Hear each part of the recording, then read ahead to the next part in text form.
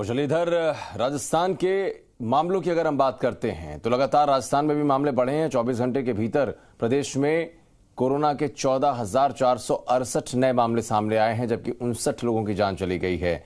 अगर जिले के हिसाब से देखते हैं तो राजधानी जयपुर सबसे ज्यादा प्रभावित इस मामले में है। 2317 नए केस आए हैं। जोधपुर में 1921 केस आए हैं, उदयपुर में 1215, जयपुर में 2317, जैसा आपको हमने बताया राजधानी का हाल। तो ये स्थिति है और कोटा में 1126 नए मामले सामने आए हैं।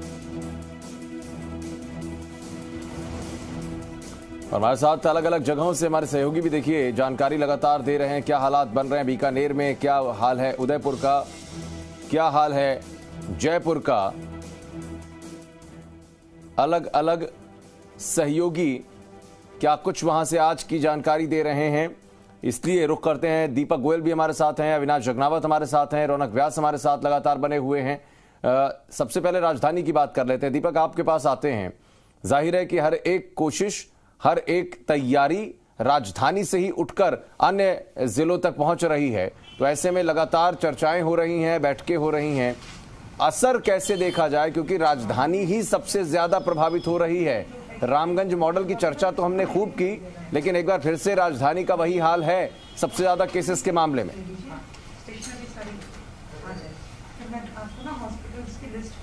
बिल्कुल आपने ठीक कहा है। और देखिए, फिर राजधानी जयपुर है, दूसरी लहर में भी एक एपिक सेंटर बना हुआ है। देखिए, हर कलेक्टर बस एक ही जद्दोजहद कर रहा है कि उस जिले को ऑक्सीजन मिल रहा है, और वही हाल राजधानी जयपुर का है। क्योंकि अब ऑक्सीजन नहीं होने के कारण अस्पतालों के साथ मरीज हैं वो हाफने लगे हैं। आज प्रधानमंत्री मुख्यमंत्रियों के साथ संवाद करेंगे और ऑक्सीजन को लेकर राज्य सरकार लगातार एक भेदभाव के आरोप लगा रही है कि जिस तरीके से मरीजों की संख्या है उस तरीके से ना तो इंजेक्शन मिल पा रहे हैं और ना ही ऑक्सीजन मिल पा रहे हैं। जिस तरीके से राज्य सरकार ने देर रात एक आंकड़ा जारी किया, उसमें साफ तौर पर बताया गया है कि दूसरे राज्यों में संक्रमित मरीजों की संख्या कम है, लेकिन उनको इंजेक्शन और ऑक्सीजन की जो सप्लाई है वो ज़्यादा जा रही है। लेकिन राजस्थान में उसके तुलना में सबसे ज़्यादा मरीज है, उसके बावजूद भी भेदभाव किया जा रहा है, यानी कि इंजेक्शन और जो ऑक्सीजन है वो कम दी जा रही है। हर जिला कलेक्टर एक जद्दोजहद कर रहा है कि जिंदगियों को बचाया जा सके। हर अस्पताल जो कोविड के रूप में अभी बनाया गया है, उन अस्पतालों के अंदर ऑक्सीजन मिल सके।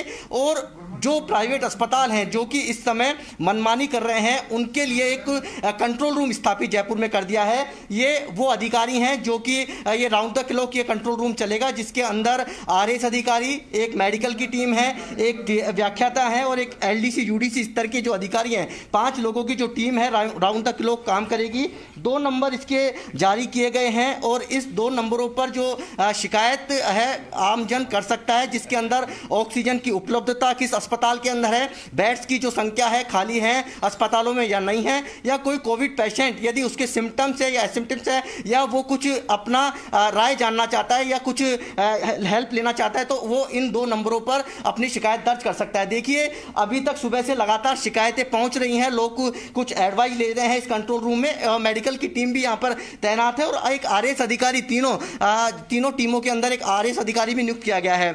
इसमें नोडल अधिकारी बनाया गया है अंशदीप बराड़ को। हम उनसे ही जानेंगे, मैडम ये कंट्रोल रूम क्या काम करेगा और किस तरह से लोगों को राहत दी जाएगी?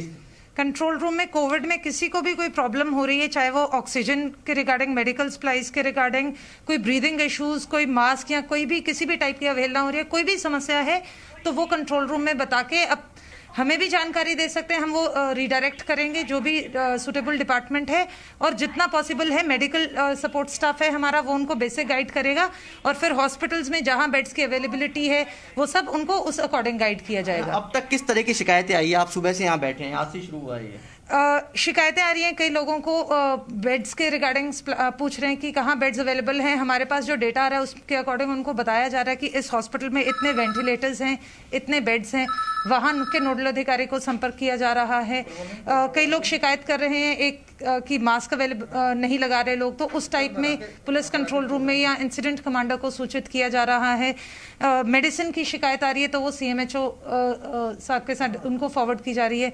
तो अकॉर्डिंगली सारी जो नोडल ऑफिसर्स हैं उनको आगे फॉरवर्ड मैडम, एक मेडिकल टीम भी, आपके चिकित्सक भी यहाँ पर हैं, वो क्या किस तरह की हेल्प करते हैं, किस तरह की एडवाइस देते हैं? मानिए किसी का कॉल आता है जो कह रहे हैं कि हमें सांस लेने में तकलीफ हो रही है, हमें खाना नहीं खाया जा रहा, तो हम क्या करें?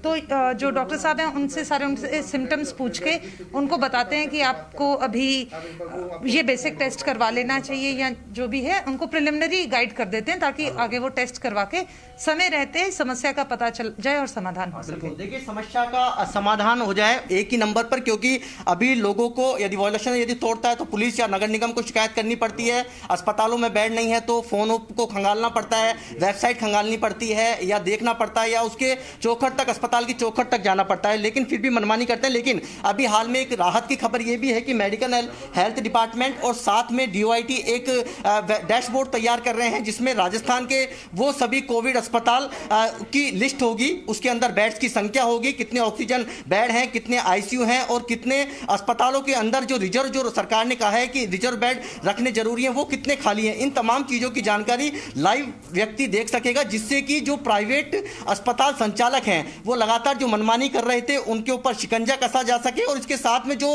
व्यक्ति है, जो पीड़ित व्यक्ति है, उसको अस्पताल के अंदर बेड मिल सके, ऑक्सीजन मिल सके या ICU मिल सके। इन तमाम चीजों को लेकर DOIT और जो मेडिकल हेल्थ डिपार्टमेंट है वो एक डैशबोर्ड तैयार कर रहा है, और जयपुर के अंदर हेल्प डेस्क एक तरीके से बनाई गई है। गौरव गोयल को दी, देखिए जी, हेल्प डेस्क एक तरीके से बनाई गई है। दीपक, हेल्पलाइन नंबर भी जारी किए गए होंगे। मैं चाहूंगा कि अगर वहां पर आपके पास जानकारी इस बात की हो, हेल्पलाइन नंबर्स कितने हैं और कौन कौन से हैं, एक बार उसको आप पढ़ दें या बता दें ताकि लोग नोट कर लें। अगर आपको पता है तो ठीक, अगर वहां पर अधिकारी जो हैं एक बार उनसे भी आप पता कर सकते हैं कि कितने हेल्पलाइन नंबर है, क्योंकि एक हेल्पलाइन नंबर से ज्यादा अगर रखेंगे तभी आप लोगों तक जानकारी या लोग आप तक जानकारी पहुंचा पाएंगे।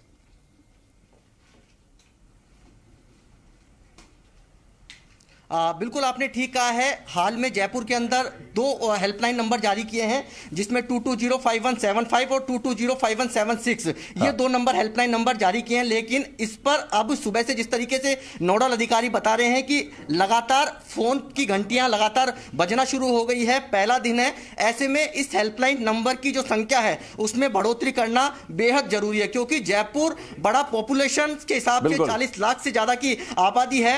हर सबसे ज्यादा केस यहाँ पर आ रहे हैं। वायलेशन यदि तोड़ता है तो उसकी शिकायतें आती हैं, यदि किसी को बेड नहीं मिलता है, ICU नहीं मिलता है, तो इसकी शिकायतें इन 2 नंबरों पर। लेकिन जिस तरीके से नोडल अधिकारी हैं अंशदीप बराड़, वो कह रही हैं कि एक थोड़ी सी सुविधा आमजन को दी जा सकती है। जिला कलेक्टर से वो चर्चा करेंगी कि शायद व्हाट्सएप पर लोगों को एक जानकारी मुहैया कराई जा सके, उनकी जो समस्या है, या व्हाट्सएप नंबर एक जारी किया जा सके जिससे कि उनको एक राहत मिल सके। तो मैक्सिमम लोग कांटेक्ट कर सके, मैक्सिमम लोग कांटेक्ट कर सके और मैक्सिमम लोग अपनी दिक्कतों के बारे में जानकारी दे सके, क्योंकि कॉल करेगा इंसान, हो सकता है कि नंबर बिजी हो, लेकिन व्हाट्सएप नंबर पर कम से कम रिटर्न में अपनी दिक्कत अपनी डिटेल के साथ में आप भेज सकते हैं। यह व्यवस्था अगर हो जाती है तो मुझे लगता है ये ज्यादा कन्वीनियंट एक वे होगा लोगों को अपनी समस्या बताने का। और अगर आप वायलेट करते हैं रूल तो आपके खिलाफ कार्रवाई भी होगी। प्रशासन इसलिए भी तैयार है। लगातार रौनक व्यास